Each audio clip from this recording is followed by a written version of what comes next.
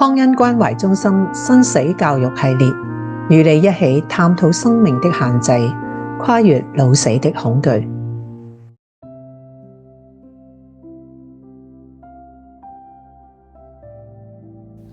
人生四季嘅生與死，好多時候我哋會用人生四季嚟形容我哋走過嘅一生。其實喺生命嘅旅程之中，我哋真係要經歷唔同嘅季節。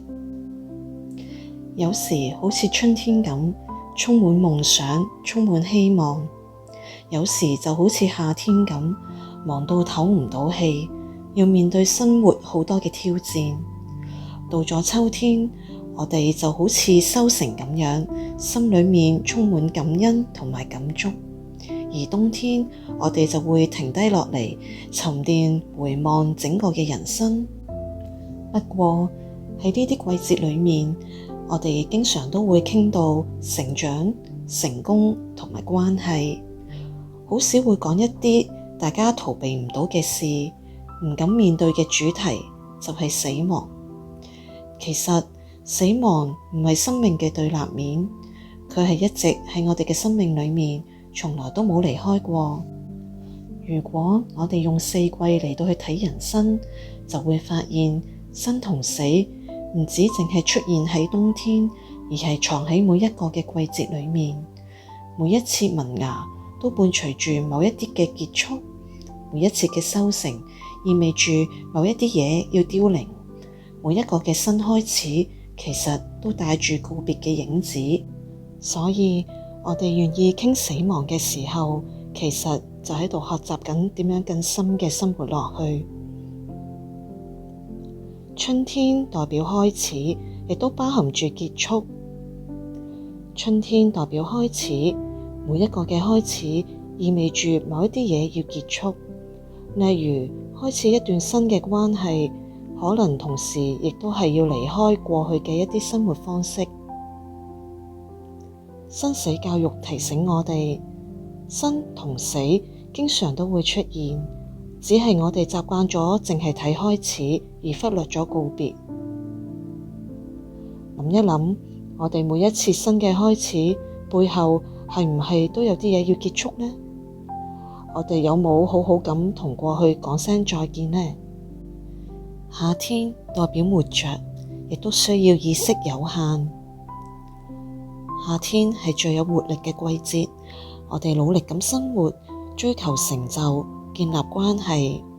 但係因為忙碌，我哋都經常忘記咗生命其實係有限㗎。生死教育提醒我哋意識到生命有限，反而更可以活得更加真實，更懂得珍惜。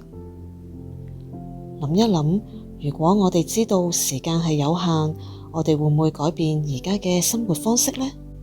我會將時間花喺真正重要嘅人同埋事情上邊嗎？秋天代表面對失去同埋告別。秋天令我哋最直接感受到嘅係失去，可能係親人嘅離開、關係嘅變化、健康嘅流失、角色嘅轉換。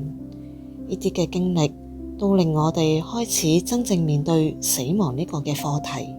生死教育提醒我哋，學習面對失去就係學習點樣好好去愛同埋被愛。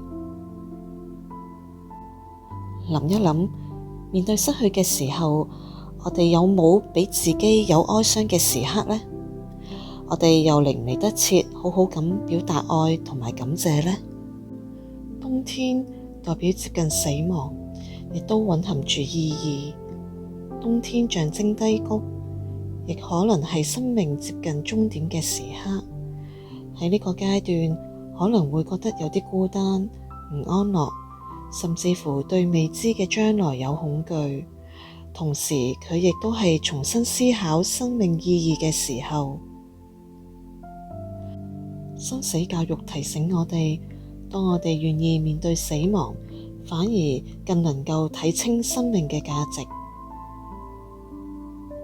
諗一諗，如果有一日我要離開，我最在意嘅係啲咩呢？我而家嘅生活有冇活出我認為最重要嘅價值呢？好多人都以為講死亡係好沉重，但係其實因為生命有限，每一刻都變得特別珍貴。生死教育唔單止係為咗預備嗰一日，更係為咗令我哋喺今日活得更加真實、更加有意識同埋更懂得珍惜。我哋冇辦法決定生命嘅長短，但係我哋可以決定點樣生活、點樣去愛同埋點樣告別。當我哋願意咁樣去面對生命，無論身處喺邊一個嘅季節，我哋都可以活出屬於自己嘅深度同埋意義。康恩關懷中心為癌症病人同埋家屬提供免費支援同埋服務。我哋亦都積極推動生死教育，以致大家更加能夠積極嘅面對生命。請瀏覽我哋嘅網頁，又或者致電0412384838了解詳情。